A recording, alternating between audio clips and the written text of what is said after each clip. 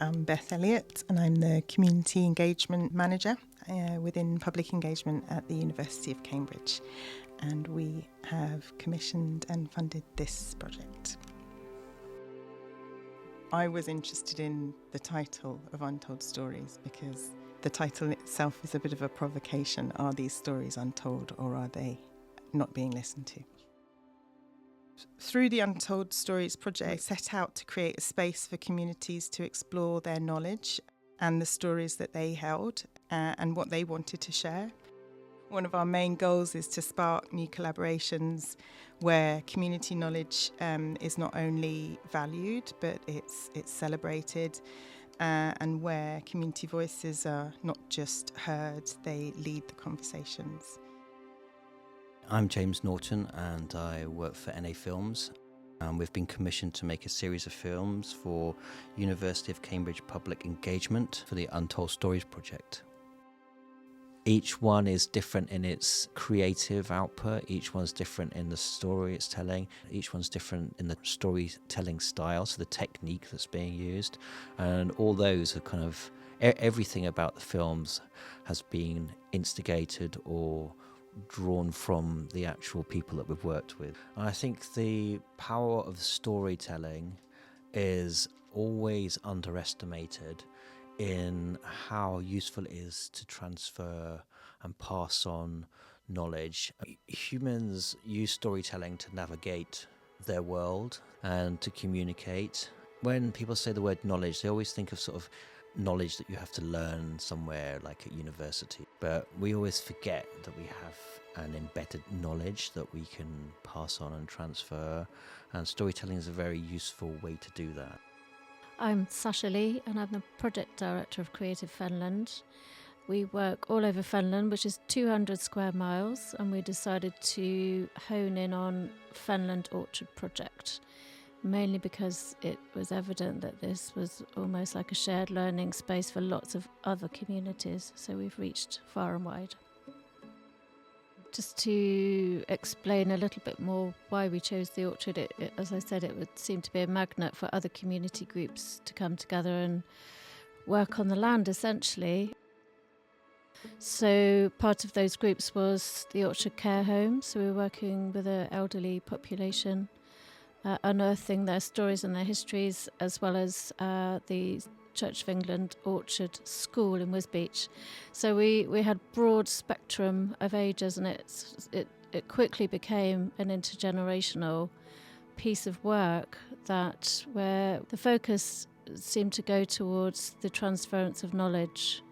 Some of the people that we spoke to at Fenland Orchard are in their 80s and mentioned several times to me that they left school at 15, and later on mentioned to me that they felt very insecure, that they didn't have an education. But yet they have got through life and have used their hands, and there's a huge amount of value in that, and I don't feel like we are presented with those ideas anymore. It's all got sort of very sort of IP, the way that we gain our knowledge on social media, it's very transactional and fleeting. And so in Fenland, there's a deep root of knowledge to do with the land.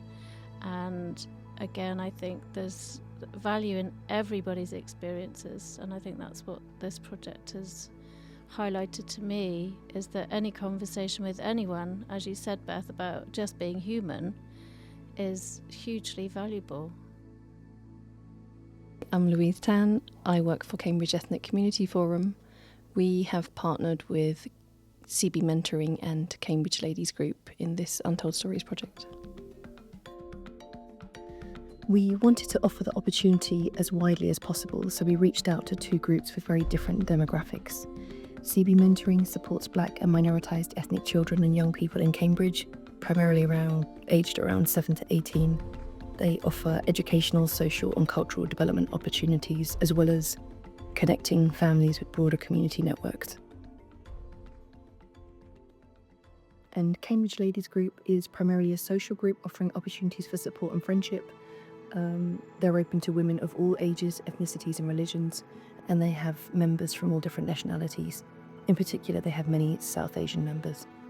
So we felt that we were covering different aspects of identity by working with these groups.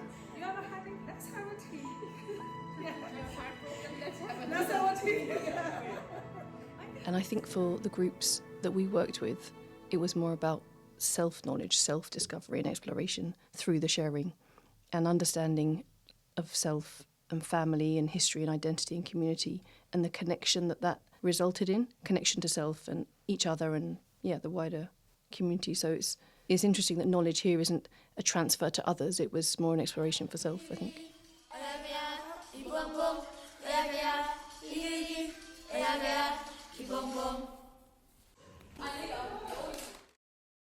My name's Zach Britton. I work for Romsey Mill. We involved some young people from who we support through our music studio in this project.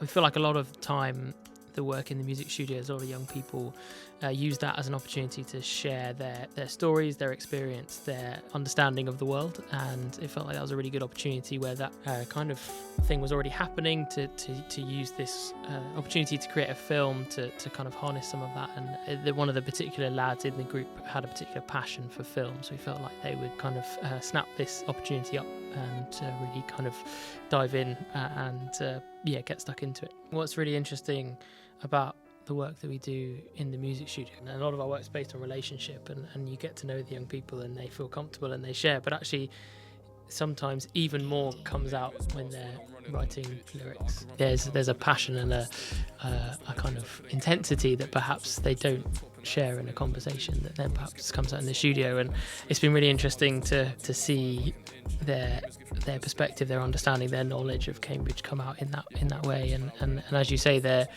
not potentially not young people that you would see as being knowledgeable or that the world would perceive as that, but actually they've got huge amounts of knowledge and understanding, and I think what's really interesting with the young people of their generation is that in many ways, because culture is moving so quicker than it seems like it ever has before, they are so misunderstood or not understood because everything changes, and so people can't keep up with it, and actually giving them opportunities to share that experience is really powerful. I'm Nikki Shepherd from Abbey People, and we've been working with our coffee morning group who meet once a week at our community hub. So we chose our Friday coffee morning, and there's an element of trust there, so we felt like it would be a safe space for people to share what they wanted to share about their stories, because it gave people an opportunity to talk about some of the good things in their lives rather than just focusing maybe on the kind of trauma or deprivation that people have experienced.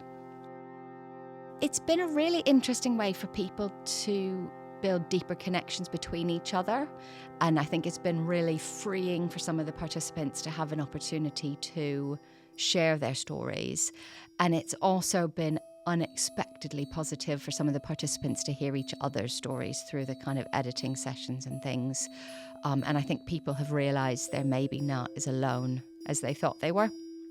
And I think the other thing that's been really interesting to explore is the knowledge that's in and of the place. It just brings a different thread to the way you see the world around you, and that's been really interesting to explore. Maybe the thought I'm having about this project as a whole and the collaborative nature of it is that we were all invited to be part of something. And it was really scary at first because we were like, what exactly are we doing? And we were all like, well, we don't really know yet. And that's a weird, scary place to start a project. But actually, it has been a really helpful journey personally, and also thinking about how we work as an organisation and how we collaborate with other people. I think one of the biggest challenges in the starting was kind of creating an invitation that was open enough for the communities to really lead in this. And that's one of the, I think for me, one of the unexpected outcomes is that we sort of set out to co-create a project, but in actual fact there's been some real community-led work within this. I'm really excited about it. And I think through this process, because it has been a process rather than a project, each of us will have changed in ways that are yet to be known, the outcome of which is yet to be known, and the same for the groups that we worked with individually. If there's no add-on project at the end, it doesn't mean that there's no outcome. It's just, maybe intangible and it's yet to play out. But I think it's changed us all. And it's opened my eyes in the way that we can work together. And that was scary in the beginning, that it was all open and we had, in a sense, so much power to make decisions. But it's, been kind of transformative in the way I look at things. I think that is a perfect thing to say, and it's something that I always aspire to and admire in people, and it's something that's missed out a lot in education. Is it's always the end result that is the important thing and not the process. But the process, the journey, is the bit that changes you. And you're right, and this is exactly about that. I think that's that. I do think that with that sort of that open invite, that blank canvas,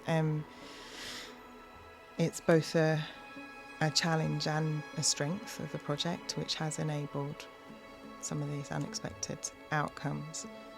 I think it's important for me to acknowledge that this was a creative project, and I felt that the people who had been invited to take part saw their lives anew through a creative lens.